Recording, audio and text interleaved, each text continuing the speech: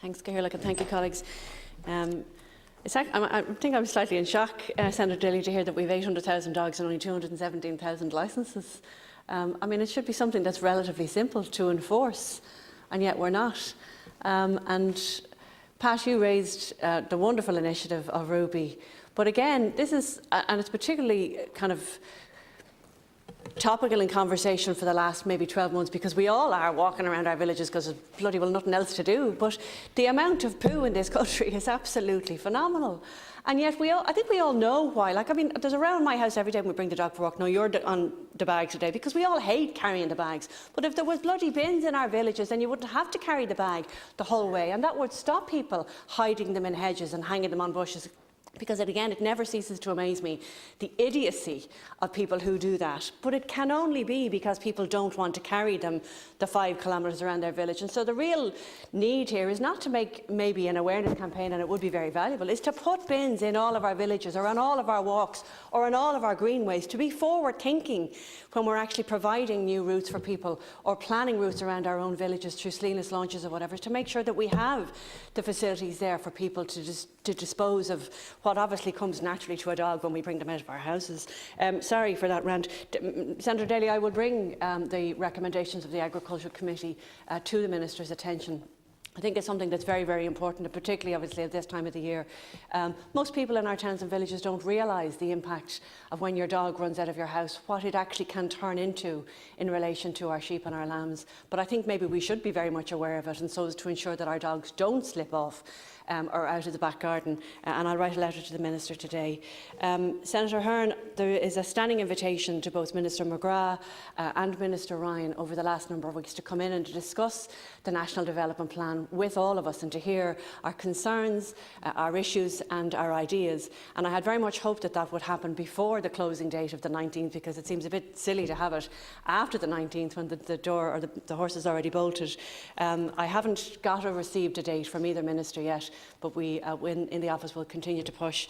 But again, I think in all of our counties there are advanced stage developments of certain projects, not all just road projects, but other infrastructure projects that people are absolutely relying upon for the future development of their county and their areas. I think we do all need reassurances that those that are at an advanced stage will continue with the support of government and indeed local authorities, but those that are maybe under review or for reconsideration, that information should also be passed so that we all know exactly where we stand. But I'll come back to you as soon as I have the date for that debate. Again, Pat, just to commend young Ruby, she's just a little doll, and actually when it takes a little lady like her to point out something that we all kind of moan and groan about, then I think there should be a national awareness campaign. But as I said, I think the infrastructure would provide a solution to the problem, that we wouldn't have to continually moaning about it. Senator Boylan, it's probably one of the earliest memories I have of a national disaster. I was only 9. It was shocking then, and it's even more shocking now that you describe the difficulties that the families who remained behind, who had lost loved ones, are still having the difficulty 40 years later to try and just get answers as to what actually happened on that night. I heard a lady make a comment this morning that if the event of that night and that tragedy had happened in maybe a more salubrious area, we wouldn't be having this conversation now. We'd have long past had memorials and testimonies attributed to the people who lost their lives and all of the families who've suffered ever since. It's an absolute disgrace what's going on, and I certainly will write to the Minister, not just on your behalf but on everybody's behalf today, if that's okay. Senator O'Reilly, I sincerely apologise. I know I said to you that I would find a date for you the last time you raised it, and I know this issue is particularly important to you, as it is to others. And yes, you are absolutely right. Recently, every time I seem to turn on the television, I see ads for particular very large casino types that I always associated with very late night viewing on particular stations, but now they seem to be just on our mainstream stations, as if they are legitimate and attractive and something that should be part of the normal daily discourse. Well, they absolutely shouldn't. And Senator Cassels is right. and I can't believe you have a 9-year-old, you're making me feel really, really old, but every single person, and we know from the ownership of our phones given per capita is one of the highest in the world, and it starts very, very young with our children. We all absolutely know that most young people from the ages of about 10, 11 and 12 upwards are walking around with a very, very dangerous weapon in their pocket, and not just because of gambling, but for all of the other things that they can get access to. So I definitely will push for a date, but again, obviously I'm at the mercy of the Minister and their team coming back. But it might be very apt for us to have a debate on statements as a kind of a pre-legislative scrutiny as to what we would like to see in the upcoming legislation. So I'll try and arrange that in the next couple of weeks. Senator Fitzpatrick brought up, as did others, the very welcome announcement of the 240 million yesterday, and I think it's particularly accepting, and we're pushing an open door, particularly because of the last 12 months have brought people to be pounding the pavements and out on their bicycles, and that's really, really welcome. And actually I think it's probably accelerated the enthusiasm that some of us have for walking and for cycling to the rest of the population at a much faster rate than we would have otherwise. So I think it is very, very welcome, and I look forward to us extolling the virtues of all of the projects in all of our constituencies that they get developed over the next couple of months. But the 240 million is very, very welcome.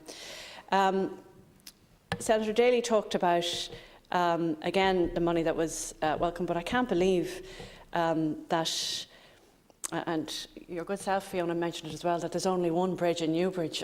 I'm flabbergasted about that, but we absolutely do need a debate on transport, not just in our towns, but in all of our communities, in urban and rural communities.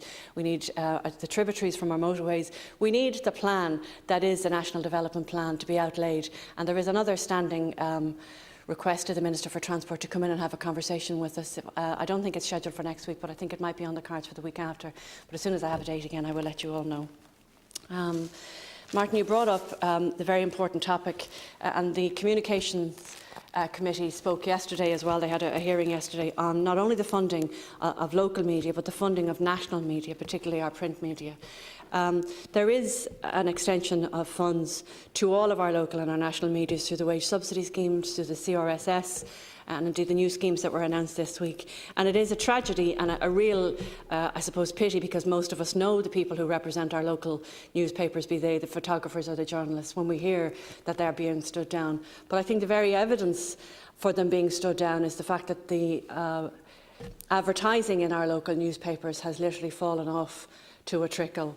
The people maybe purchasing them has dropped significantly since the last 12 months, and so there is a real need for support there, and I very much hope that that Commission on Communications advances, not just from a national perspective but a local perspective, the funding that's needed. Senator Castaldo, again, you talked very poignantly about the concerns that we have around our children, and I will organise a debate with Mr Brand to bring him in to talk about statements as a precursor to the legislation coming in. There's a number of people have brought up the Leaving Cert, and I'll speak about that maybe at the end, if that's okay. I think there is a debate needed. Senator Buttimer talked about it. We will have a new Living with COVID plan, albeit that I know we're all bloody sick to the back teeth of living with COVID and just wish it was over. But we do all recognise that there is a couple of months at least left in this phase of our lives.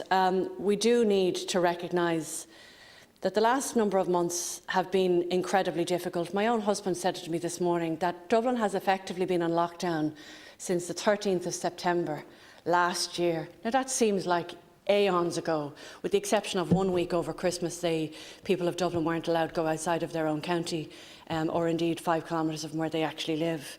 If we have as many months in our future to live with lockdown as apparently seems to be the case, then we absolutely do need to recognise both the socio-economic but the social impacts that have had on every section of society. I know different people in this House have asked me for debates on, COVID's impact on the front line, COVID's impact on women, COVID's impact on children. There isn't, I don't think, a section of society that hasn't been impacted and continues to be impacted on COVID. And I actually think the reason that we got through maybe the previous couple of months before Christmas was because we had Christmas to look forward to. And I recognise that mistakes were made and that hindsight is wonderful. But right now nobody has anything to look forward to.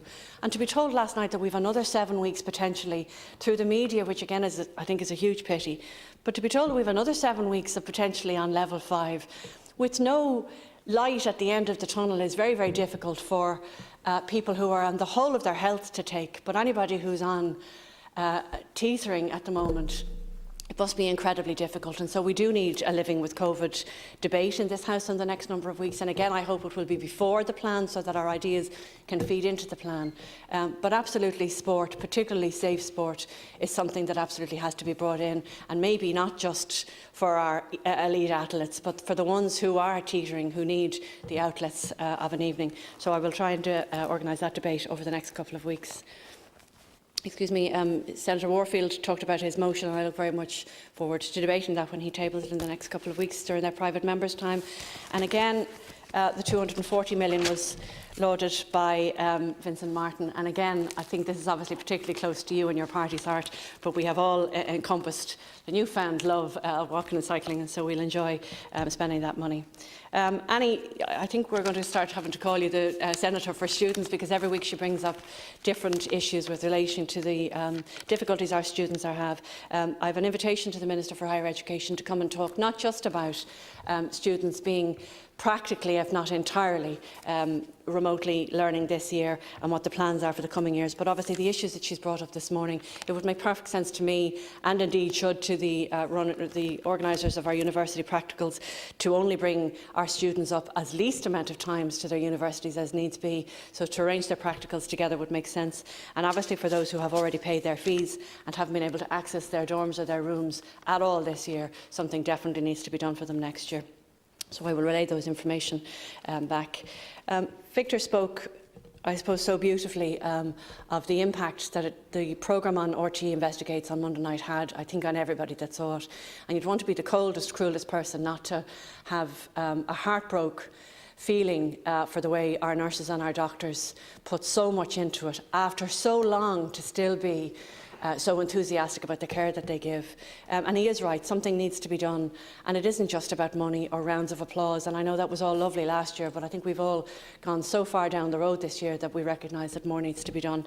And I will talk to the Minister and see what kind of tribute, I suppose, that we could do. And I'm not so sure that it should just extend to the people that he spoke about who are just immediately looking after COVID patients, because there's a lot of stress in an awful lot of sections of our health service. And Fiona, you brought up the roads in Kildare, the very welcome, I suppose, advances for the money. But again, I think we all recognise that we have an awfully long way to go. And when you talk about having 5 schools or 6 schools on the one bridge, or the only bridge in Newbridge, it really does tell you that we have an awful long way to go. A number of my colleagues, Caherlick, and I'll finish on this, have brought up the really, really disappointing announcement by the ASDI yesterday evening. And it's because some of us are teachers, it's because lots of us are parents of children that are doing their Leaving Cert, but it's because mostly we just want certainty for our students and for our young people. I spoke a second ago about the impact it's having on people who are in the whole of their health. Our young people are at a very, I suppose, important stage in the development of their life. They absolutely need to have certainty. We've promised it them a couple of weeks ago. The Minister for Education said that we would have certainty last week. The Taoiseach this week said we would have certainty next week. I think that was thrown in the air last night. What we don't need is the media, and I'm really, really surprised by this, but I suppose in some ways that I shouldn't. We always have to have a hero and a villain. I don't think it's any way helpful for the media to attack teachers last night. I certainly don't think it's helpful for them to do so this morning. Any of the teachers that I know, and indeed I'm sure that we all do, are teaching our children from 20 to 9 o'clock in the morning till 3:30 or 4 o'clock every single day. And they are as exhausted and as stressed as our children are.